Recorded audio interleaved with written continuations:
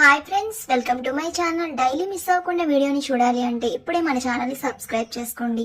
ఇక దర్శన్ అలా నడుచుకుంటూ వెళ్తూ ఉంటాడు ఆఫీస్ లో. ఇక అప్పుడే సౌమ్య పడిపోతున్నట్టుగా యాక్ట్ చేస్తుంది. వెంటనే దర్శన్ చూసి, అయ్యో సౌమ్య, అలా పడిపోతున్నావేంటి, చూసుకోవాలి కదా అని అంటూ ఉంటాడు.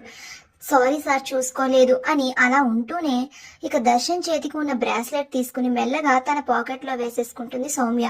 సరే, ఇక మీదట జాగ్రత్తగా చూసుకుని నడు అని చెప్పి దర్శన్ అక్కడి నుంచి వెళ్తూ ఉంటాడు. సార్, మీ బ్రాస్లెట్ పడిపోయింది అని తన మరో పాకెట్ లో నుంచి వేరే సేమ్ అలాంటి బ్రాస్లెట్ తీసి, ఉండండి సార్ నేనే పెడతాను అని ఆ బ్రాస్లెట్ ని దర్శన్ చేతికి పెడుతుంది. ఇక వెంటనే దర్శన్ అయితే సౌమ్య చేయి పట్టుకుని ఇక తన ఇంటికి తీసుకుని వెళ్తాడు. తీసుకుని వెళ్లి, అమ్మ, ఇక మీదట సౌమ్య మన ఇంట్లో మనతో పాటే ఉంటుంది. ఇక నా జీవితంలో శరణ్యతో పాటు సౌమ్య కూడా నా జీవితంలో ఉంటుంది.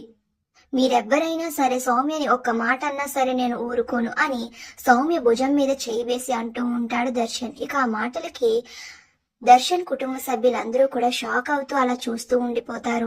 సౌమ్య మాత్రం చాలా సంతోషపడిపోతూ ఉంటుంది. ఇక అప్పుడు ఆనంద, దర్శన్, నువ్వేం మాట్లాడుతున్నావో నీకు అర్థమవుతుందా?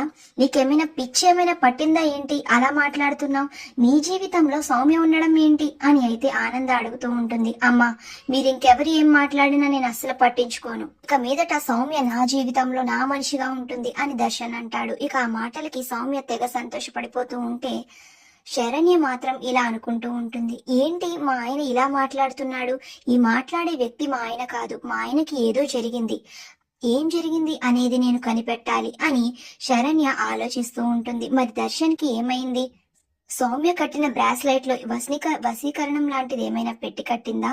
అందుకే సౌమ్య మాట దర్శన్ వింటున్నాడా? అసలు ఏం జరుగుతుంది అనేది నెక్స్ట్ వీడియోలో తెలుసుకుందాం. వీడియో నచ్చితే ఇప్పుడే లైక్ అండ్ సబ్స్క్రైబ్ చేసుకుని కామెంట్ చేసేయండి ఇలాంటి మంచి మంచి ముగ్గుల కోసం.